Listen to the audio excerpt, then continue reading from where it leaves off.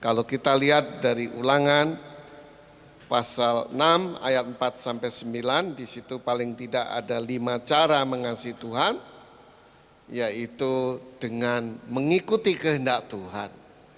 Ternyata kehendak Tuhan, kita mendengarkan suara Tuhan melalui hamba-hambanya.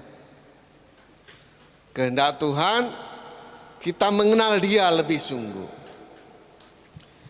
Lalu mengasihi Tuhan, setelah itu dengan segenap hati. Ini masalah hati Bapak Ibu. Jadi kalau hati kita tidak benar-benar diberikan pada Tuhan Bapak Ibu, hati kita itu sensitif, gampang luka, gampang sakit. Makanya Tuhan mau kita mengasihi Tuhan dengan segenap hati, supaya hati kita benar-benar dijamah Tuhan. Kalau hati kita tidak serahkan sama Tuhan Bapak Ibu, kita sudah ke gereja, tapi masih sering mengalami kepahitan, sakit hati, dendam, sebel, marah. Makanya Tuhan mau hati kita dijamah Tuhan. Mengasihi Tuhan dengan segenap jiwa, pikiran, perasaan, akal budi, pengetahuan. Tuhan juga mau kita mengasihi Dia dengan segala kekuatan. Kekuatan fisik, kekuatan ekonomi, kekuatan yang kita punya. Dan Tuhan mau kita mengasihi Tuhan dengan cara memperhatikan perintahnya. Perintahnya Tuhan banyak. Tetapi dalam konteks Ulangan pasal 6, Tuhan mau kita memperhatikan anak-anak. Jangan sampai kita cinta Tuhan, anak kita nggak jelas kemana. Tuhan mau hidup kita dipenuhi oleh firman-Nya. Nah, itu beberapa contoh cara mengasihi Tuhan. Tetapi kemudian kita belajar tentang alasan mengapa kita mengasihi Tuhan. Tentu banyak sekali Bapak Ibu.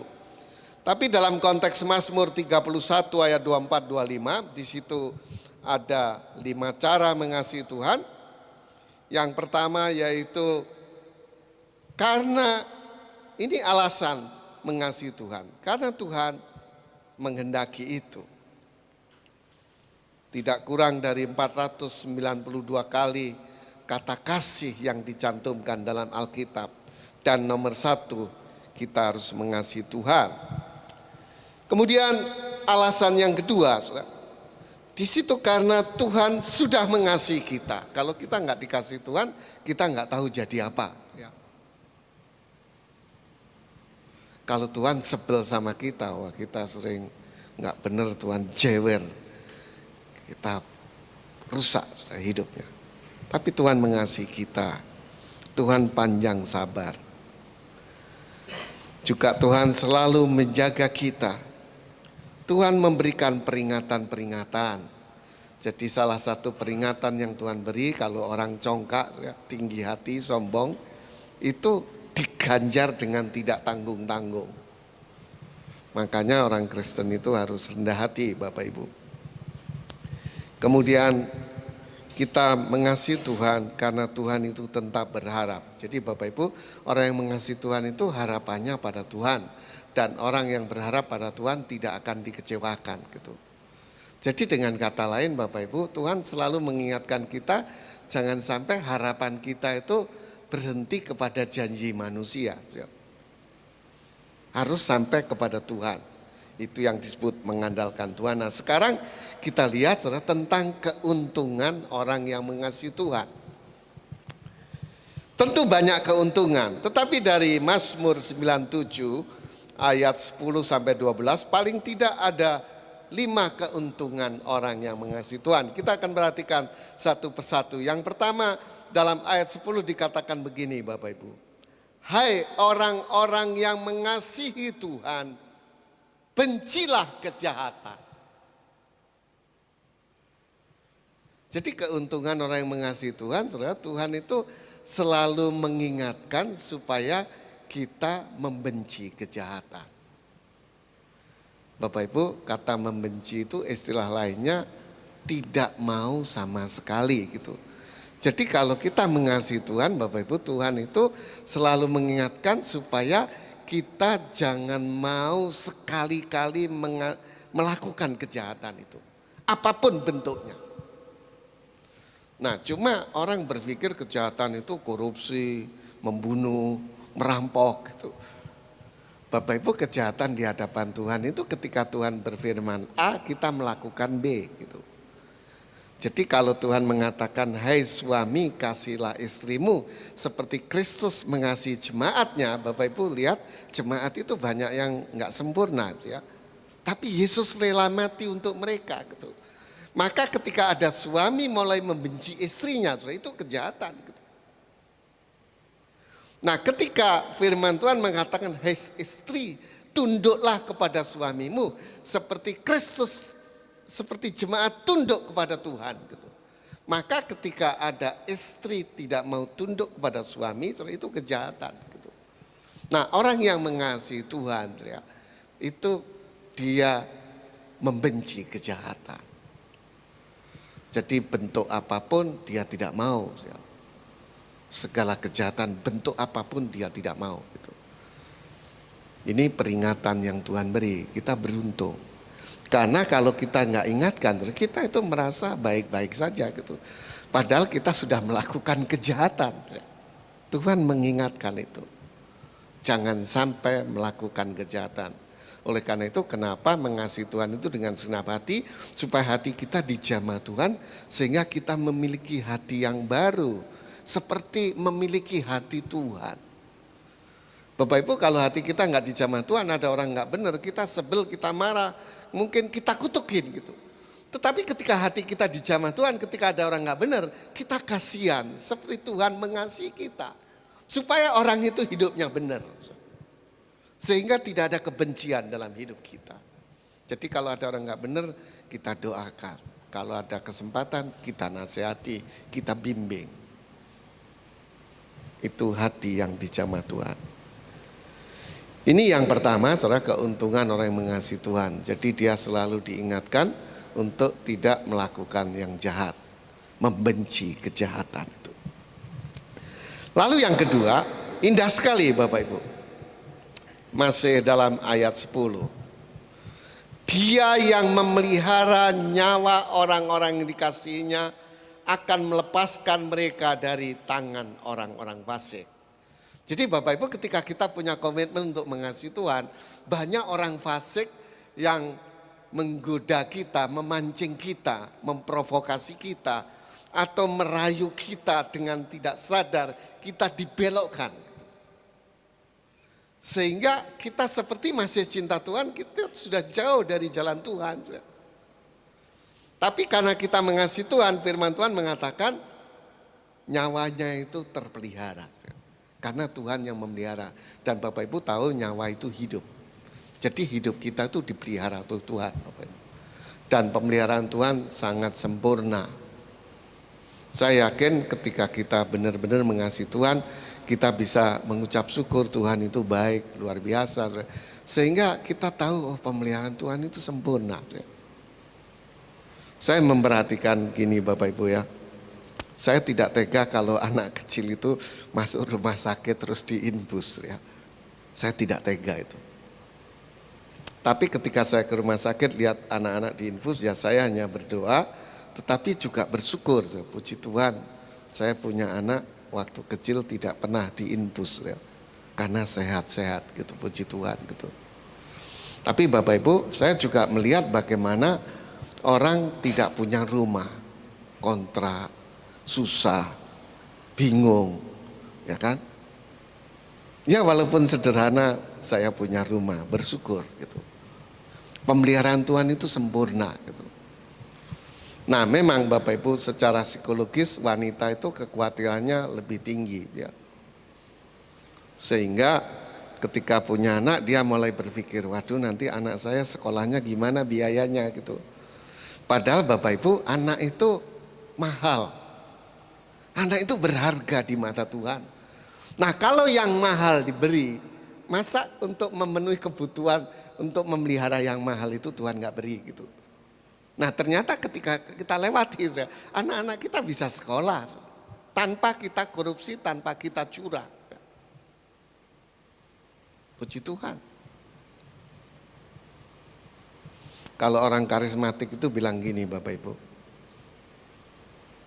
Kalau Tuhan kasih mobil, masa Tuhan nggak kasih uang untuk beli bensin? Mobil kan harganya ratusan juta, bensin hanya ratusan ribu, ya kan? Nah begitu Bapak Ibu, pemeliharaan Tuhan itu sempurna. Sampai Tuhan itu bilang begini, ya, lihat burung di udara, tidak menabur, tidak menuai, tidak menyimpan bekal dalam lumbung, dia dipelihara oleh Bapamu. Terlebih lagi kamu yang berharga di mataku.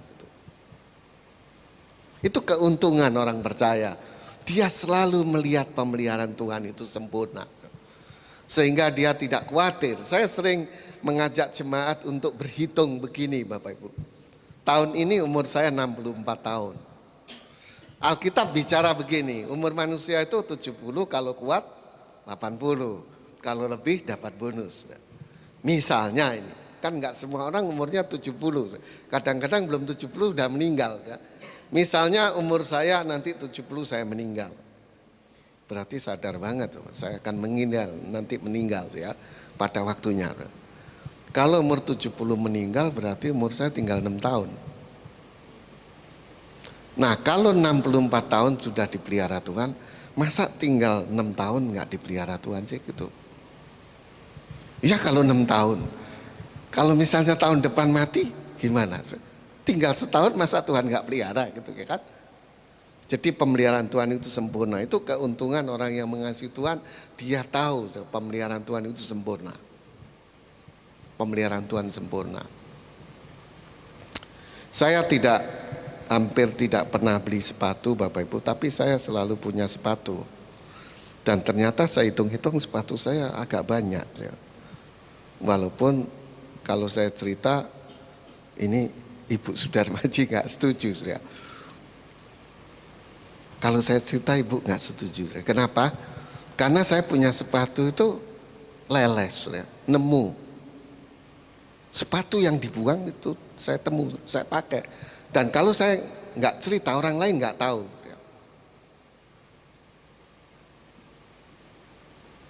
Orang lain tidak tahu. Pernah Bapak Ibu kalau saya nggak cerita orang lain nggak tahu gitu.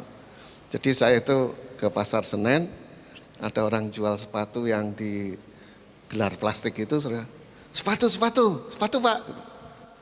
Ya saya nggak ingin, memang tujuan saya bukan beli sepatu, saya bilang enggak lah, ayo sepatu. Enggak, Pak sepatu gitu. Enggak, saya bilang. Murah Pak gitu. Murah berapa? 150. Enggak. Beli Pak gitu. Enggak lah gitu. Udah 100 saja. Enggak gitu. Pak sini dulu gitu. Jangan, saya enggak cari sepatu gitu. Udah 50 aja lah. Saya bilang enggak.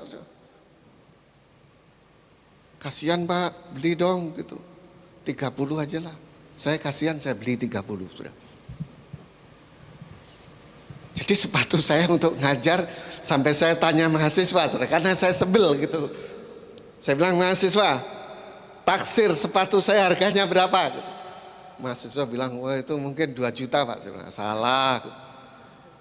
5 juta kali, oh tambah salah. Saya bilang gitu. Saya bilang 500, salah. Saya bilang gitu. 300, salah. Gitu. 100 salah, gratis salah juga, saya bilang gitu. 30.000 saya bilang gitu. Jadi Bapak Ibu, orang hebat itu bukan dari apa yang dia pakai. Karena saya dosen, walaupun sepatunya hanya 30.000, orang kira bisa 2 juta.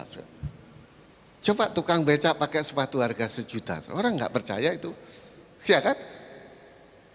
Makanya kita lihat pemeliharaan Tuhan sempurna, luar biasa. Kita bersyukur untuk itu. Tapi kalau orang nggak mengasihi Tuhan selalu kurang dan kurang.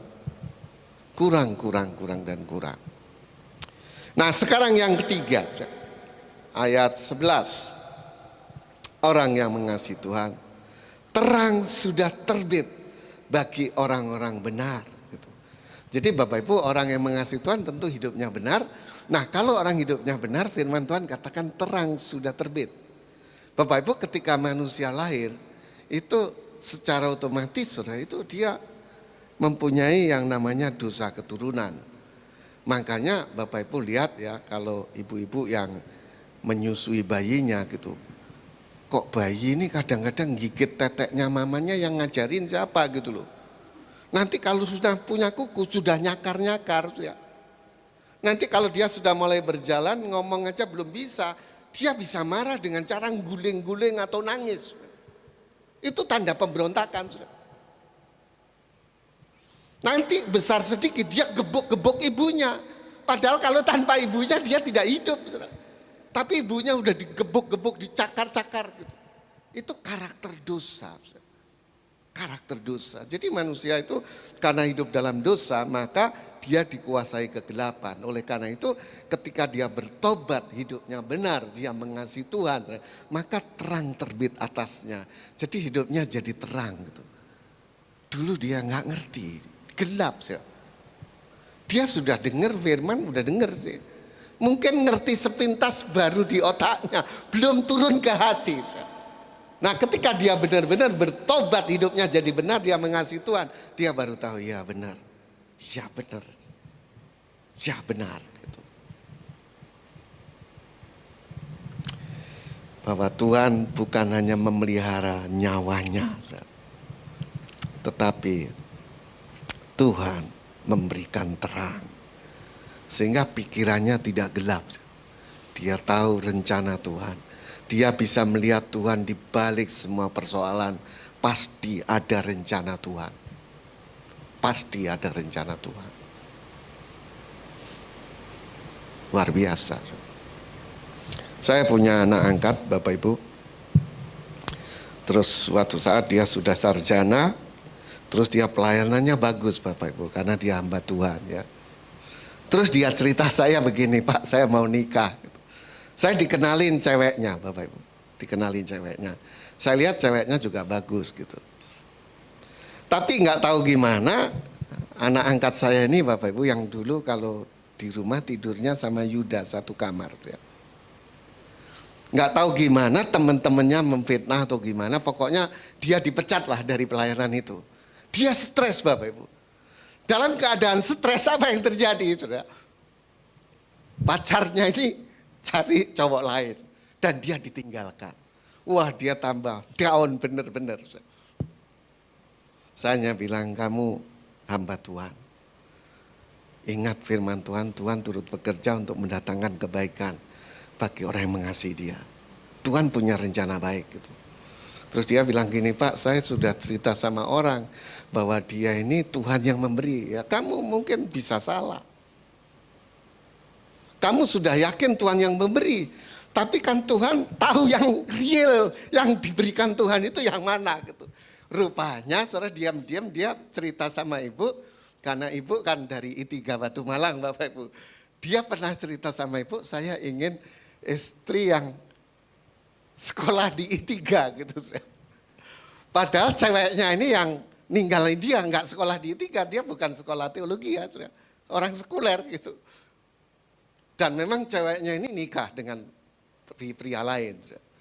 Tapi nggak tahu gimana, Bapak Ibu, suatu saat dia ikut mission trip saya, terus saya ajak mampir ke I3, dia ketemu, ketemu cewek sana. Saya tidak tahu kalau dia sudah ngobrol-ngobrol, akhirnya pacaran, akhirnya nikah. Dan waktu nikah saya datang loh Bapak Ibu, ke Dolok Sanggul itu jauh banget Bapak Ibu. Jadi kalau kita turun ke di Medan itu masih nginep lagi di namanya bukan Brastagi apa ya, Baligi ya. Masih nginep di Baligi. Nanti Baligi masih terus ke Dolok Sanggul. Dia nikah dapat hamba Tuhan. Dan akhirnya Bapak Ibu dia merintis gereja di Balikpapan dan Tuhan buka jalan, dia bisa bangun gereja. Dia bisa bangun gereja. Dia dapat izin bangun gereja itu. Terus Yuda tanya gini, Pak, kalau orang sudah bilang yakin dari Tuhan, apa dia nggak bohong? Saya bilang nggak bohong. Dia yakin memang, tapi keyakinan bisa salah karena Tuhan punya rencana yang lebih besar gitu. Dan ternyata Bapak Ibu memang istrinya hamba Tuhan. Jadi kalau dia pelayanan ke tempat lain, istrinya bisa menggantikan khotbah. Karena dia orang teologi ya gitu. Seandainya istrinya ini orang awam, dia pergi, nggak tahu gimana. Karena rupanya perselingkuhannya itu karena ketika dia nggak punya uang. Jadi orang yang rajin ke gereja, yang mencintai hamba Tuhan itu, tapi ujung-ujungnya dia berpikir hamba Tuhan itu keren, pakai jas, banyak duit. Maka ketika nggak punya duit ditinggalkan juga. Makanya jangan heran kalau ada pendeta cerai. Karena apa? Istrinya yang minta cerai. Dia pikir hamba Tuhan keren, nggak taunya nggak punya duit gitu. Tapi hamba Tuhan punya Tuhan. Dan Tuhan itu sumber berkat gitu. Makanya walaupun saya nggak kaya Bapak Ibu, saya bisa ajak istri ke Israel itu sudah 7 kali atau 9 kali gitu. Sudah 10 kali Bapak Ibu. Loh kalau pengusaha kan belum tentu ajak istrinya ke Holy Land 10 kali ya kan. Karena Tuhan itu sumber berkat. Tuhan sumber berkat. Dan saya bayar loh Bapak Ibu, bukan gratisan. Karena kalau hamba Tuhan ngajak istrinya gratis itu dibebankan peserta.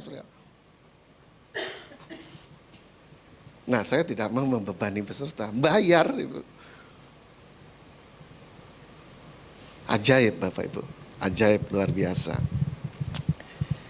Ada terang Tuhan terbit. Jadi pikirannya menjadi terang, tidak gelap ya. Tidak bingung lagi meraba-raba. Orang dalam kegelapan itu kan meraba-raba gak jelas ya. Nah sekarang yang keempat Bapak Ibu, kalau kita baca ayat 11-12 itu ada 2 kata yang diulang Bapak Ibu. Perhatikan ya 11-12. Terang sudah terbit bagi orang benar dan sukacita bagi orang-orang yang tulus hati. Jadi orang yang tulus hati itu penuh sukacita. Bersukacitalah karena Tuhan, hai orang-orang benar gitu. Jadi intinya Bapak Ibu, orang yang mengasihi Tuhan itu beruntung karena hidupnya itu penuh sukacita. Kenapa penuh sukacita? Bapak Ibu tahu sukacita orang benar itu, orang yang tulus hatinya itu bukan karena dapat berkat. Sukacitanya itu buah roh. Bapak Ibu ingat Galatia 5 berbicara buah roh, nomor 1 kasih, nomor 2 sukacita gitu. Jadi sukacitanya itu bukan karena berkat. Kalau karena berkat ya orang nggak kenal Tuhan dapat berkat juga suka, ya kan suka. Tapi kalau orang yang kenal Tuhan itu bukan tergantung berkat. Ada Roh Kudus yang bekerja dalam hidupnya sehingga dia penuh sukacita. Saya kasih contoh sederhana Bapak Ibu. Suatu saat Ibu Sudar itu cerita saya bahagia sekali hari ini gitu. Saya sudah tahu pasti bukan karena duit itu. Saya tahu itu. Terus saya tanya kenapa Jeng? Ya saya bikin pepes, daun pisangnya ambil sendiri, blimbing wuluhnya ambil sendiri, jeruk purutnya ambil sendiri, punya sendiri gitu. Bahagia banget ya. Sukacitanya hanya sederhana begitu Bapak Ibu. Hanya karena punya daun pisang, punya daun jeruk, punya blimbing wuluh dan bumbu-bumbu yang lain. Sukacita yang luar biasa. Puji Tuhan. Penuh sukacita. Nah kalau orang sudah ada Roh Kudus yang bekerja, sukacitanya enggak tergantung kanan kiri. Ya. Tergantung hubungan dia pada Tuhan. Semakin dia melekat sama Tuhan, semakin penuh sukacita. Dia. Penuh sukacita. Luar biasa. Gitu. Sukacita. Sukacita.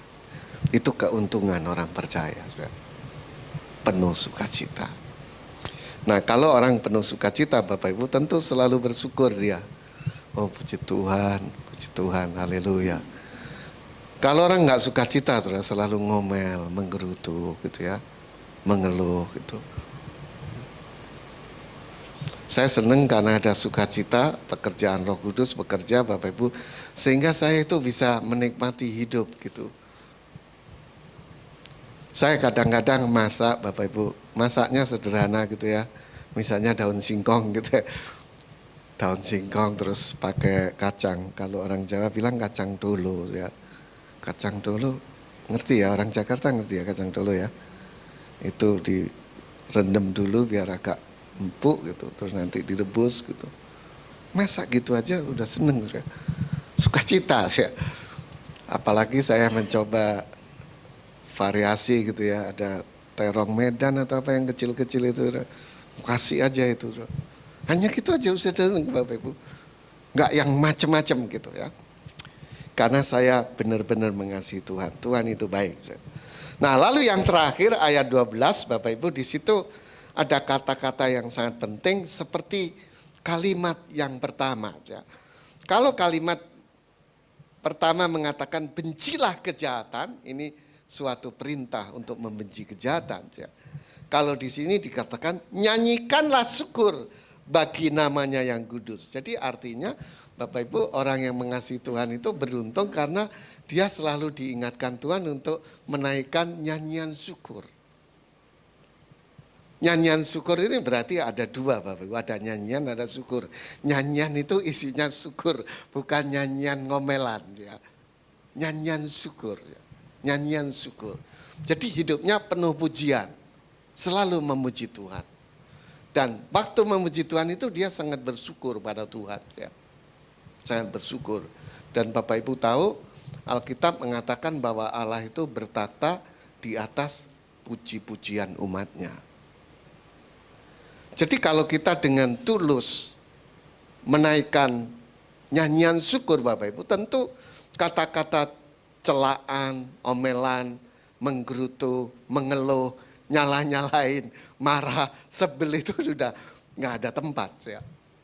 Karena kita selalu bersyukur gitu. Jadi ibu-ibu bersyukur atas suami gitu. Saya hamba Tuhan Bapak Ibu, saya itu menemukan ibu-ibu yang menurut saya ibu itu baik ya. Dia rajin, dia juga bekerja punya income ya. Tapi dia minta tolong saya melayani suaminya. Kenapa? Suaminya tukang pukul. Jadi dia ditampar benar-benar Bapak Ibu. Maksud saya gini, ibu-ibu bersyukur suami Anda nggak sampai nampar Anda gitu. Kalau Anda ditampar gimana? Sakit hati ya. Sakit hati. Itu ditampar beneran loh. Padahal suaminya itu satpam Bapak Ibu. Istrinya nggak tahu apa-apa, dia masak gitu. Suaminya pulang itu tiba-tiba ditampar itu. Istri lagi masak saudara. Tapi bapak-bapak juga Anda bersyukur walaupun ibu-ibu itu nggak sempurna ya seperti kita nggak sempurna. Bapak Ibu waktu hari Valentine kemarin 14 Februari ya, ada ibu-ibu saudara, dia telepon saya mengadu. Saya beritahu bapak-bapak supaya Anda bersyukur atas istri ya. Dia mengadu gini, Pak, suami saya itu nggak perhatian gitu. Coba masa hari Valentine saya tidak diberikan coklat gitu. Itu suami apa, model apa gitu. Terus saya berpikir gini loh, kok ini ada ibu-ibu gara-gara gak diberi coklat sampai mengadu sama pendeta, katanya suaminya gak perhatian. Sampai saya bilang sama ibu, Ceng, mau gak dibelikan coklat? Saya sampai bilang gitu loh. Ibu bilang enggak lah katanya. Benar Bapak Ibu. Jadi maksud saya bapak-bapak bersyukurlah Anda punya istri nggak sampai aneh kayak gitu ya. Kalau saya gitu ya beli coklat sendirilah, orang bawa duit kok nyala-nyalain suami gitu loh. Jadi memang banyak istri gila ya. Gara-gara coklat aja ngadu ke pendeta gitu. Yang pendetanya juga nggak beli coklat. Saya bingung saya. Tuhan mau kita selalu mengucap syukur dan itu benar Bapak Ibu. Saya praktek benar. Saya mengucap syukur untuk istri saya, untuk anak-anak saya. Saya juga bersyukur untuk setiap apa yang saya makan. Ya. Saya sangat menghargai kalau orang memberi apapun. Ya. Apapun. Ya. Saya selalu mengucap syukur sehingga saya menikmati. Ya. Jadi Bapak Ibu kalau kita misalnya makan dengan sayur singkong, mengucap syukur dengan tulus itu enak loh. Enak. Saya bilang puji Tuhan. Terus terang Bapak Ibu kalau kita ketemu orang kimia, itu kita agak bingung. Untung Pak Hari itu orangnya baik, dia orang kimia. Saya nggak pernah dia mencela-cela gitu.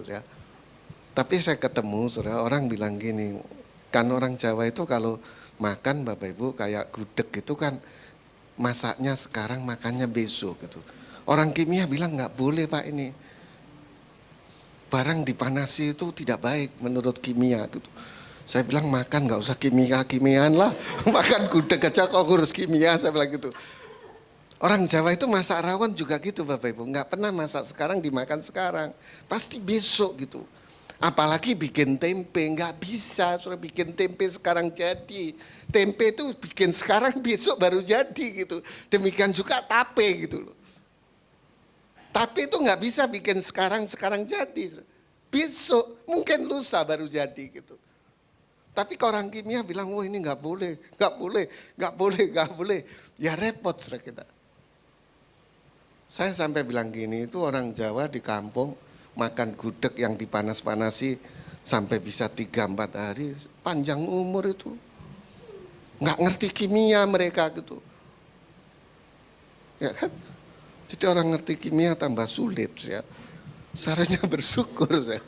Dia bukan hanya belajar kimia tapi juga belajar tentang sosiologi, antropologi, dia baru tahu. Oh kebiasaannya begini. Rupanya saya perhatikan kalau saya makan arsik juga, arsik itu enggak selalu masak sekarang, makan sekarang. Bisa dimakan besok ya kan, aman-aman aja. Jadi intinya Bapak Ibu, orang yang mengasihi Tuhan, dia selalu diingatkan untuk bersyukur. Kamu bersyukur, bersyukur. Bersyukur, nyanyi, memuji Tuhan, bersyukur. Ada kuasa dalam pengucapan syukur. Saya yakin kalau kita benar mengasihi Tuhan, Bapak Ibu, hati kita itu melekat sama Tuhan, sehingga kalau ada hal-hal yang lain mau melekat sudah tidak ada tempat lagi. Sehingga kita sukacita, ya, sukacita. Saya itu sering dikritik Bapak Ibu, tapi saya sadar saya nggak marah gitu. Orang bilang gini, Bapak nggak ramah gitu. Ya saya nggak ramah memang, kepingin sih tapi nggak bisa, itu gimana caranya gitu. Ya ramah saya begini gitu. Bapak banyak diam, ya kayak diam tapi di mimbar ya ngomong terus, ngajar ngomong terus gitu. Kalau di luar mimbar, di luar ngajar ngomong terus, saya jadi apa gitu ya kan. Jadi ya begini nih gitu, itu bisa saya. Yang saya nggak bisa lengkapilah gitu. Lengkapilah supaya ada orang-orang ramah, ada orang-orang yang friendly, yang dan sebagainya. Tapi hati saya mencintai Tuhan karena konsepnya sederhana Bapak Ibu. Bagaimana mungkin kita bisa mencintai Tuhan, mengasihi Tuhan kalau kita tidak bisa mengasihi orang yang dekat dengan kita. Berarti ketika kita punya komitmen untuk mengasihi Tuhan, maka kasih terhadap sesama itu akan nyata. Tuhan memberkati kita. Mari kita berdoa. Tuhan, Kau tahu hati kami. Kami mau hati kami dijamah Tuhan sampai tuntas. Supaya hati kami bersih. Benar-benar mencintai Tuhan dengan segenap hati. Segenap jiwa, segenap kekuatan. Oleh karena itu meteraikan firman-Mu dalam hidup kami. Tuhan, jamah setiap jemaat-Mu supaya yang sakit disembuhkan Tuhan. Yang punya masalah diberikan jalan keluar, yang punya program, punya rencana, Tuhan berkati berhasil. Kami selalu berdoa supaya keluarga kami bertobat semuanya, cinta Tuhan, taat kepada Tuhan. Makasih Bapa, kami berdoa seperti yang Tuhan Yesus ajarkan. Bapa kami yang di surga, dikuduskanlah nama-Mu, datanglah kerajaan-Mu, jadilah kehendak-Mu di bumi seperti di surga. Berikanlah kami pada hari ini makanan kami yang secukupnya, dan ampunlah kami akan kesalahan kami, seperti kami juga mengampuni orang yang bersalah pada kami. Dan janganlah membawa kami ke dalam pencobaan, tetapi lepaskanlah kami daripada yang jahat, karena Engkaulah yang punya kerajaan dan kuasa dan kemuliaan sampai selama-lamanya. Amin.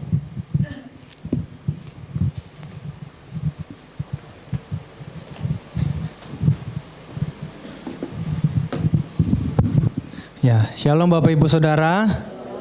Amin ya, diberkati dengan firman Tuhan pada pagi hari ini pastinya. Sebelum saya berdoa, ini ada beberapa pengumuman. Saya mengingatkan kembali bahwa GLB Kampus Jakarta mulai dari bulan Februari ini sesi 1 itu akan diadakan untuk ibadah rayanya seperti itu. Kemudian untuk sesi 2-nya nanti akan diisi oleh ibadah youth. Kemudian juga untuk ibadah Faithful Kids yang biasanya dilakukan di sesi 2 akan dilakukan pada sesi pertama jam 8 pagi. Kemudian yang terakhir saya juga mengundang Bapak Ibu Saudara untuk sama-sama kita ikut doa pagi yang akan dilaksanakan setiap hari Sabtu jam 10 pagi di tempat ini dan terbuka untuk semua interdenominasi. Kemudian pagi hari ini juga nanti sama-sama kita akan berdoa, ada kabar yang kurang baik dari adik kita Briel yang saat ini kabarnya masih dirawat di rumah sakit. Jadi sama-sama nanti kita dukung dalam doa agar Briel bisa pulang dan bisa sembuh. Dalam nama Tuhan Yesus. Ya, mari kita satukan hati, kita tundukkan kepala, kita satu dalam doa. Bapa, kami mengucap syukur pagi hari ini kami boleh ada sebagaimana kami ada Tuhan. Semua karena Tuhan, semua karena kebaikan Tuhan. Dan kami percaya rahmat-Mu selalu baru setiap pagi Tuhan. Untuk setiap kami, untuk setiap keluarga kami. Terima kasih untuk nafas kehidupan yang Tuhan berikan. Hari yang baru yang Tuhan percayakan untuk kami kelola Tuhan. Kami bersyukur pula pagi hari ini kami bersama dengan keluarga Tuhan masih boleh beribadah di tempat ini. Kami mengasihi Engkau, kami mengasihi gereja kami Tuhan. Terima kasih ya Tuhan. Terima kasih pula untuk firman-Mu Tuhan yang menguatkan setiap hidup kami Tuhan. Kami percaya Tuhan firman-Mu tidak jadi kembali yang sia-sia Tuhan. Kami percaya tidak hanya menjadi informasi saja Tuhan, tapi menjadi transformasi dalam hidup kami. Dan Tuhan Yesus, kami tahu Tuhan Yesus, ada banyak hal yang terjadi dalam hidup kami, meskipun saat ini kami belum mengerti Tuhan, tapi kami yakin dan percaya Tuhan, Tuhan mendatangkan kebaikan untuk setiap hidup kami. Dan Tuhan juga yang memberi kekuatan Tuhan untuk kami dapat melewatinya. Pagi hari ini Tuhan, kami berdoa mendukung pelayanan Bapak Gembala kami Tuhan, Bapak Pendeta Saudara Maji Said, beserta Ibu, anak cucu mantu dalam pemeliharaan dan penyertaan Tuhan. Kami dukung doa Tuhan agar beliau diberikan kesehatan, berikan umur yang panjang Tuhan. Berikan juga Tuhan Yesus dalam setiap pelayanan Tuhan, dimanapun kemanapun Tuhan yang menjaga, Tuhan yang menolong beliau ya Tuhan Yesus beri kekuatan Tuhan. Kami juga Tuhan Yesus berdoa untuk gereja yang kami kasih ini Tuhan, gereja orang beriman Tuhan Yesus. Mulai dari kampus Jakarta, kampus Surabaya, Bekasi, Kasongan, Palangkaraya, kiranya Tuhan yang menolong. Setiap juga Tuhan Yesus hamba-hamba Tuhan yang melayani di tempat ini maupun juga di setiap kampus Tuhan. Tuhan yang memberikan pertolongan dalam setiap keluarga, dalam pelayanan, usaha, anak-anak mereka semua Tuhan Yesus yang menolong di dalam nama Tuhan Yesus. Tuhan, Engkau telah membawa gereja ini Tuhan, Engkau telah membentuk gereja ini. Maka Tuhan juga yang akan menolong hari-hari depan Tuhan Yesus. Kami percaya agar setiap yang melayani Tuhan, mulai dari pemain musik, mulai dari soundman, semua media Tuhan, bahkan sampai ke jemaat, servant-servant semua Tuhan. Kami berdoa, kami punya satu kesatuan hati yang baik ya Tuhan. Kami menolak segala pekerjaan iblis yang ingin mengganggu setiap servant-servant. Roh-roh pecah belah Tuhan Yesus. Orang-orang yang tidak jujur di dalam nama Tuhan Yesus. Kami patahkan kuasa di dalam nama Tuhan Yesus, tidak berkuasa atas gereja kami ya Tuhan. Tuhan, kami pagi hari ini juga terkhusus berdoa untuk adik kami Tuhan Yesus, anakmu Tuhan, Briel yang saat ini Tuhan Yesus terbaring di rumah sakit Tuhan. Kami belum dapat kabar yang terbaru Tuhan, tapi kami yakin dan percaya di dalam nama Tuhan Yesus, tangan-Mu yang menolong Tuhan. Darah-Mu Tuhan Yesus sudah tercurah menyembuhkan Briel pada pagi hari ini Tuhan. Segala kelemahan tubuh Tuhan Yesus sudah diselesaikan di atas kayu salib dalam nama Tuhan Yesus. Kami juga berdoa untuk setiap jemaat-jemaat Tuhan yang hari ini datang mungkin dengan kelemahan tubuh. Kami doa di dalam nama Tuhan Yesus, tangan-Mu yang menolong, tangan-Mu yang menyembuhkan untuk setiap mereka Tuhan. Hari ini juga Tuhan Yesus mungkin ada jemaat-jemaat Tuhan yang datang dengan hati yang sakit hati Tuhan, hati yang juga mungkin sudah tidak tahu apa yang harus diperbuat. Kami percaya Tuhan Yesus, Engkau Tuhan Yesus dapat menolong tepat pada waktunya Tuhan. Engkau jawab setiap doa-doa kami, doa-doa anak-anak Tuhan. Biarlah Tuhan Yesus yang menolong saja Tuhan di dalam nama Tuhan Yesus. Terima kasih Tuhan Yesus, terima kasih Tuhan Yesus. Inilah doa kami ya Tuhan Yesus. Kami panjatkan hanya dalam satu nama yang ajaib, nama Yesus namanya. Haleluya, amin.